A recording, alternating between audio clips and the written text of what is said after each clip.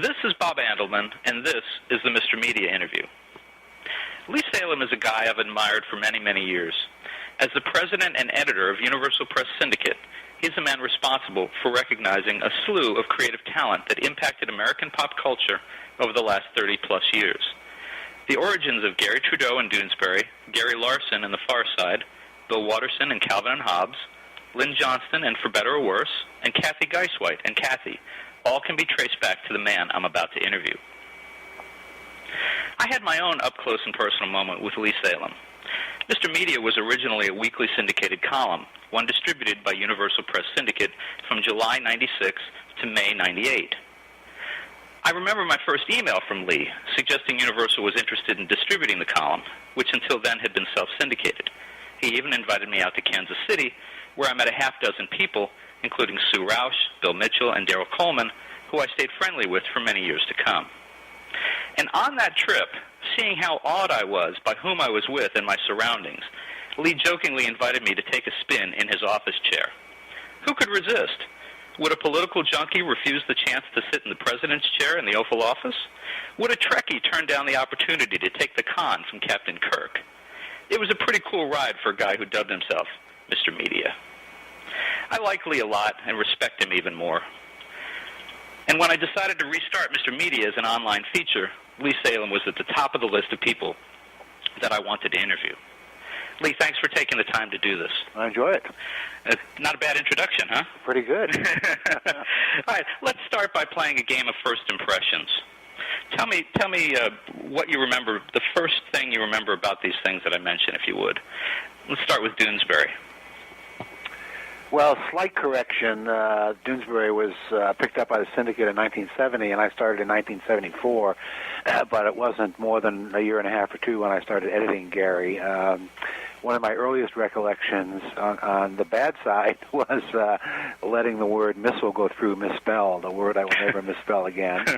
And on the good side, I started in July of 74, and the following spring, we nominated him for the Pulitzer for his work in 74, which mostly focused on Watergate. And that year, he won his Pulitzer. So that was a thrilling time for all of us. All right. And what about The Far Side? Well, we had been doing Gary's books for maybe a year or so, and Gary at that time was with smaller Syndicate Chronicle features, and made it clear that he wanted to come over to us. And we had some tough negotiations with his lawyer, and Bob Duffy, who preceded me in the presidency and was then sales director, and I kind of looked at each other wondering about the tough terms of this contract. But it worked out great for everybody, and we had a wonderful run with Gary, and still do calendars with him on a regular basis, and still remain friends. Calvin and Hobbes. Well, Bill is Bill, and the somewhat rancorous relationship between the two of us, while occasional, was still public, and he made his feelings clear about the business obligations that we felt, and thought that we were asking too much of him and Calvin and Hobbes in terms of exposure in the market. We ultimately accepted his arguments, redid his contract, and he retired after a brilliant 10-year run, probably as strong a 10-year run as anyone in comics history, I think. Kathy. Well, we just celebrated 35 years with Kathy, and no, a mistake. It was 30 years. We had a nice dinner with her last fall, and when Kathy began, everyone was apprehensive. We circulated it in the office before we launched it, and people were saying, "What is this? The art and the character?" And it's still in well over 1,000 papers after 30 years, which in this market is quite an accomplishment. I really look on her as a pioneer, and if Kathy had not worked the way we hoped it would, I'm not sure we would have made the plunge with Lynn Johnston and For Better for Worse. But Kathy worked, and it seemed natural to us that the time was right for talented women on the comic page. All right, well then, For Better or Worse. Well, that's a great segue. When we saw Lynn's work, we loved it. We loved her perspective. In the late 70s, there was not a great demand for more family strips because the pages seemed to be dominated by them. But what attracted us was the mother's perspective and the somewhat wry tone she would take on her situation and her husband's life and the children's lives, and it's proven to be a comic strip that just dominates the surveys in terms of popularity for a long time. And another family strip, Foxtrot. It's a wonder Bill even signed with us when Jake Morrissey, who was an editor with us, and I first visited Bill out in California. We had a breakfast with him and went outside and went to wish him well, and somebody had taken off the bumper on the front of his car, and we had to dash off because we had another appointment. We were in Berkeley, and there was a comics convention then, and we kind of left Bill there. We waved at him and wished him well, and ever since then I felt terrible about it. But Foxtrot was another case of answering the question, does the world need another family strip? But the kids were so different, and his bringing in science and math occasionally kind of added a different perspective to it. And really, until his retirement from the daily portion of Foxtrot a couple of months ago, I think it's consistently a top 10 strip. All right, we've just got a couple more. I promise I'm not going to take you through the whole list. Okay. The Boondocks. Well, the Boondocks, for a long time we have been looking for a strip by an African-American cartoonist, and nothing really leaped out to us as saying this is a universal-type strip. And then the Boondocks landed on our desks, and one of our editors in Chicago spotted it. He sent in a submission to us about the same time. Everyone had a very similar response that this was a breath of fresh air, and it proved out to be a wonderful strip for us. It didn't achieve the numbers of some of the strips we've already mentioned, but in terms of its notoriety, it certainly was a national phenomenon, and he used that to a springboard to what we hope will be a successful career for him in animation and television. Bloom County. Not one of ours. With Washington Post Writers Group, I've been a long-time admirer of Burke's work, and I've met him a few times in social situations. I think he tried assiduously to get away from the mantle of being derivative of Doonesbury, and I think to some extent he succeeded because I think the characters and his sensibility developed to be pretty much his own. Mm-hmm. And the last one, Leo. Leo is a new strip. It's been out less than a year, and it's something different. There's no language in it. It's all pantomime, which I suspect is very, very difficult to do from a creative standpoint, trying to think up a new situation each day using this character as the focal point. It's a little dark and edgy sometimes, though oriented for younger readers, and we've had terrific launch with it, and it's approaching 300 papers in less than a year, so we're delighted with it. Oh, is it up that high already? Yeah. Seems like I spoke to him a month ago. It was at 250. Well, it's 275 or 280 now. Wow. He did benefit somewhat by the Foxtrot going off the daily pages, and but I think he will have a good long run with it. Do you think we talked about Boondocks a minute ago? But do you think that Aaron McGruder will ever return? And what was the last you heard about this? I know he is enamored of the whole Hollywood sensibility and the opportunities of Hollywood. I think he thinks that he can do a bit more creatively with animation, and I certainly understand that. I think that there are certain personality/creative types who are drawn to what comic strips can do, whether on a newspaper page or on the web.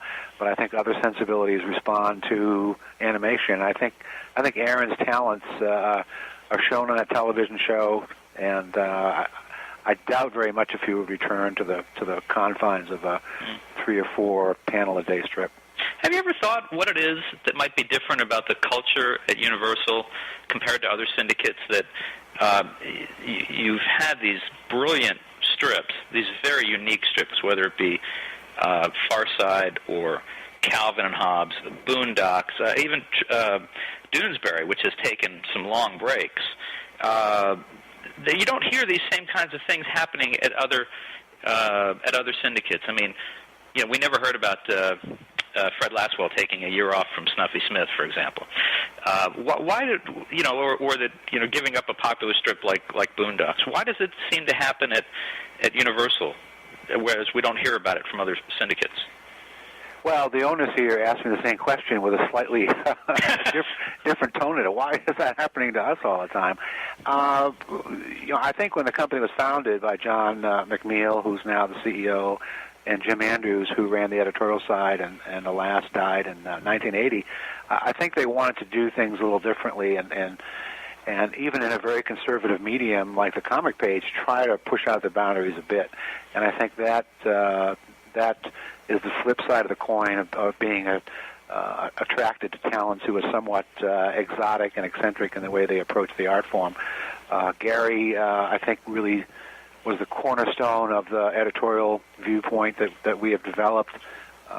We like people who try to do things a little differently, and sometimes that entails a slightly different attitude toward the definition of a career. You're right. There are other cartoonists and their legion who wouldn't think about taking time off. I think when we announced a vacation program for our cartoonists, Charles Schulz was quoted as saying, "Well, I love this job. Why would I ever want to take a vacation from it?" But I'm not in a position to judge another person's creative wellspring, and if our cartoonists sometimes think they need some time off, and we're going to try to accommodate them, within certain limits. I think it's the responsible thing to do for the late 20th and early 21st centuries, and I think if we had not had a time off policy for someone like Trudeau, I think he would have given up the drawing board a long time ago.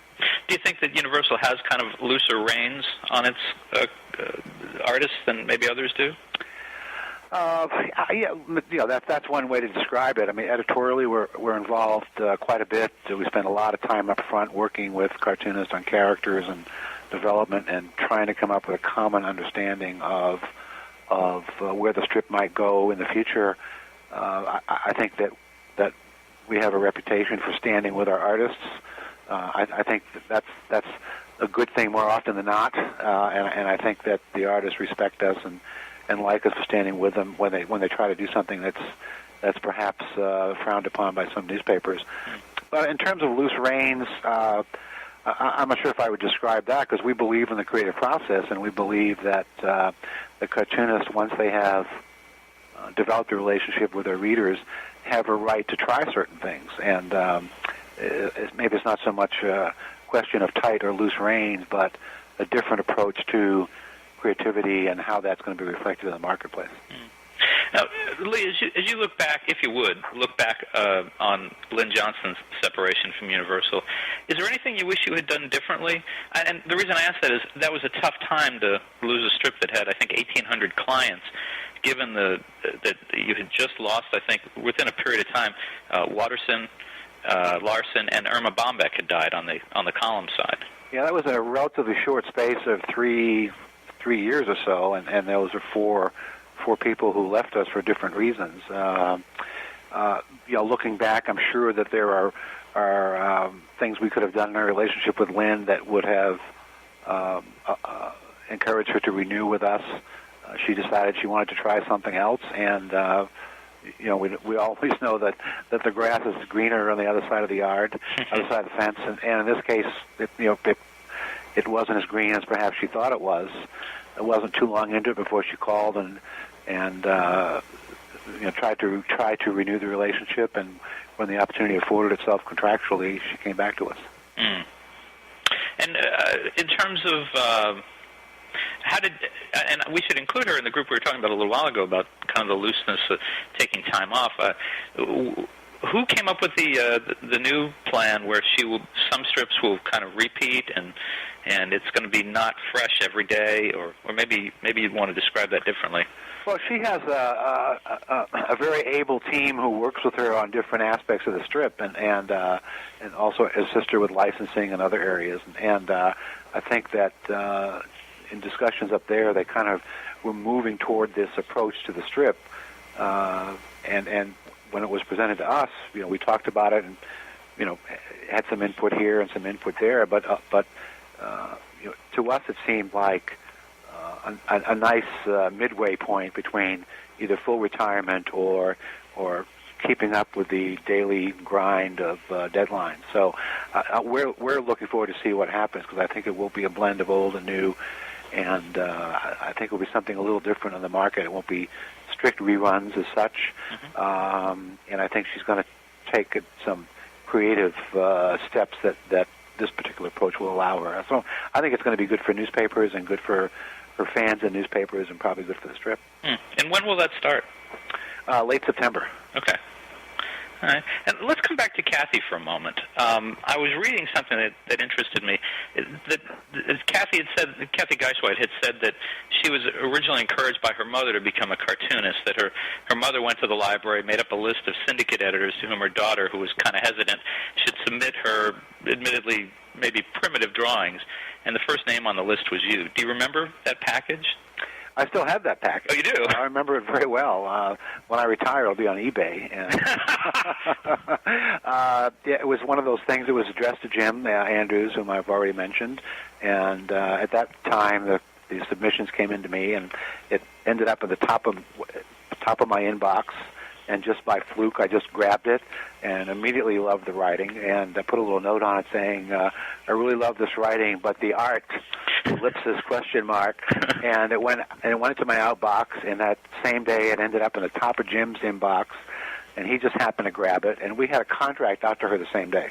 Wow. And in this business, and that's what's fun about this business, is that things like that can happen. It's still a great forum for Cinderella stories, and there's a talent out there yet who could send something in and 6 months later be in 100 papers, and a year from now be in 300 or 400 papers. It can happen that quickly, so it's still a lot of fun, and that's what keeps us going.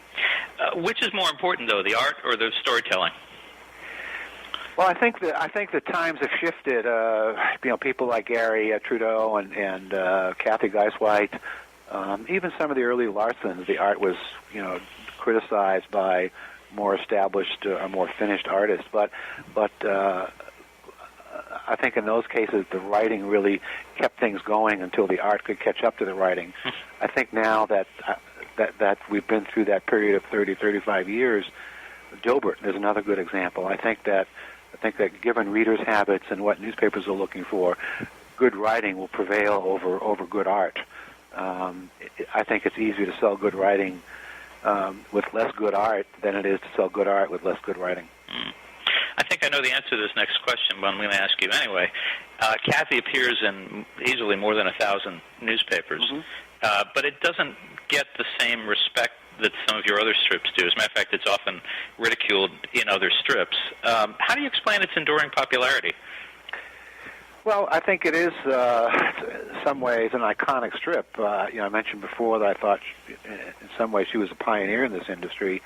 Outside of Brenda Starr, which wasn't really a humor strip, and one or two earlier attempts, there really was not much on the comic pages for or by women in 1976. And this is the year in which, I may be off a year or two, but I think women were, the people of the year at Time Magazine. I mean, we were kind of waking up to the fact that half of our population really wasn't being given opportunities the way they should be given. And I think Kathy was perceived as an example of that at that particular point. I think within a year and a half or 2 years of syndication, she had been invited to the White House and was involved in efforts for the Equal Rights Amendment. And I think that her longtime readers have come to accept that part of what she did for the art form and for newspapers. I think more recent readers look at the strip a little differently in terms of the small world in many ways that Kathy inhabits, but the writing has been consistent over the years. The art is the art, and I think people have just come to accept what it is. You're right. Some of her fellow cartoonists sometimes make fun of her style or the way she sets up jokes or the themes that she explores, but it was interesting. I think 2 springs ago she was honored by the National Cartoonist Society, and some of those very same cartoonists who might on occasion ridicule the strip were the first ones in line to shake her hands and give her a hug and ask for her autograph. So. Now, you've mentioned Kathy Geisweit as one of the first female cartoonists doing it daily and female-centered strip that really hit it big, and then also seeking out an African American based strip in Boondocks. I recall that for better or worse got you guys in some hot water at one point when is it Lawrence who turned up gay? Right. Are there any gay strips coming? Or should there be? I haven't seen any. I think that if that's going to work, it will be less because it's a gay strip than it is because it's a strip with characters, one or two of whom happen to be gay. If you see the emphasis difference there. But who knows? It would depend a lot on the writing and the types of humor that the artist might employ. It'd be a lot trickier, I bet, to get that on the daily newspaper page. Right. Yeah. If you could point comics fans to one largely undiscovered Universal strip, what would it be? Oh gosh, there are too many people that I'm looking at my wall, and one of my favorites is from a panel we do, and the answer, it shows a guy standing there on the phone, and the caption, and he goes, "Uh-oh," and the caption is reading. Hold on, it's way across the wall. The caption says, "You find out that you are responsible for things you never knew you were responsible for," and that's the kind of humor that I particularly like. Mm-hmm. And you're going to have to edit this. I'm blanking out on the title of the panel. I like that, actually. It'll come to me before the interview's over. All right. And if it doesn't, you can tell me later, and I'll add it in. All right. Now, what strips distributed by your competitors would you like to have had at Universal?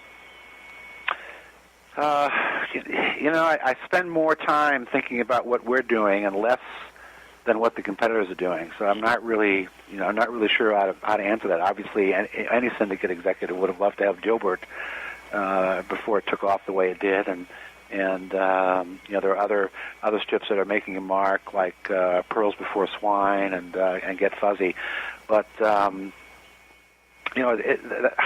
just finished reading a book called April 1865, which is about the last month of the Civil War and the assassination of Lincoln. And there's a scene in which Grant is talking to his generals, and he said, Lee, I'm tired of hearing about General Lee. What are we going to do?"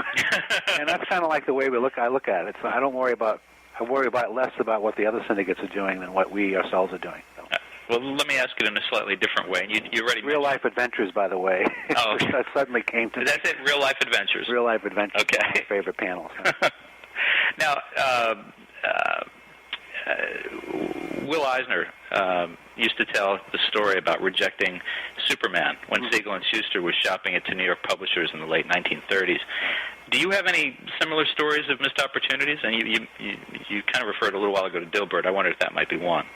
I don't know whether we saw Dilbert. We did see Bloom County early on, and then he signed with the Washington Post Writers Group. The stories here are that somebody may have seen Garfield way back when, but I can't confirm that one. It's a small enough industry with only half a dozen or so major players that it wouldn't surprise me if we saw one or two others that were picked up by other syndicates and did very well, and vice versa. It happens in this business a lot. Maybe not a lot, but it happens enough so that syndicate editors who are in charge of acquisitions are certainly aware that it's a problem, and we try to be sure to look at things quickly when they come in. How many submissions a year at this point? We get roughly 50 or 60 a week, so that's 3,000 or so a year. Yeah. Not all comics, of course. Right. A mix of things, puzzles and columns, etc. But everything has to be looked at to be sure that it's something that we can use or not use. And what lengths? I'm imagining you might have some good stories, but what lengths have creators gone to get noticed by you in Universal? Well, there's some who just knock on the door and say, "Here I am," and sometimes we can see them, sometimes we can't, depending on what's going on. I do remember one person had a strip set on a tropical island. I forget the details of it, but for a week we were getting coconuts in the mail in advance, and I would open this coconut and no note, no anything, and then maybe by the third day there was a note, and by the fifth day it was like coming soon, and then we finally got the submission. So that was a creative way to do it, and we looked at it, but it wasn't something we thought we could do much with. But I think people rely too much on fancy packaging and less on writing and art and the original materials, and that's the one thing I would encourage people interested in the art form, is to spend time on the writing, spend time on the artwork, and then don't worry about the quality of the package. Assume that the editors are going to do their job and read the material. Mm-hmm. Now, Lee, before we wind up, just a couple more things. Universal, of course, distributes far more than comic strips. It was home of Irma Bombeck. It distributes my pal Chuck Shepard's Popular News of the Weird feature, and it's the home of conservative columnist Ann Coulter. Are there any internal conflicts being the distributor of political properties as diverse as Gary Trudeau and Aaron Magruder and Ann Coulter? Not so much conflicts. It's interesting you would mention Ann Coulter and Aaron Magruder, because at one time the same editor handled both, and I think he suffered from political whiplash. If he had a week of the Boondocks come in the same day as a column by Ann Coulter, say. I think that newspapers and readers understand that syndicates are in the business to disseminate entertainment and disseminate ideas and disseminate discussion, and it would not do this company any good, nor do I think it would do newspapers any good for us to come have a strong ideological viewpoint, personal strong ideological viewpoint that we tried to purvey to the newspapers. And I know that Universal's had some events on its, I guess, 25th anniversary or 30th anniversary. Have those three ever been in the room together? No. Okay. All right. Yeah. And which one now? And I realize that Aaron, of course, is not doing Boondocks. Although, is it still running in some places? We make it available online and in print for foreign newspapers. Okay. Well, which of the three, Trudeau, Magruder, or Coulter, has caused you more sleepless nights or phone calls from nervous editors? Well, I mean, all three have presented a variety of problems, but I would have to put Gary Trudeau at the top of the list, only because that's about as close as we ever came to getting sued. And he did a week on Frank Sinatra receiving the Medal of Freedom, the highest civilian order honor that an individual can receive, and he did a week on Sinatra, just a blistering week, and with alleged mafia ties, et cetera, and we had lawyered it inside out and backwards, but that didn't stop Sinatra and his lawyers, and we had some exchange in mail, and I really thought that this could be it. This could be the test of the First Amendment. But finally, Sinatra's lawyers backed off. But it was touch and go, and our lawyers in the situation were terrific. The people we got problems from, of course, was the insurance company. Oh, that's a great story. That's one I'm sure it's appeared, but I don't remember hearing that one. Yeah.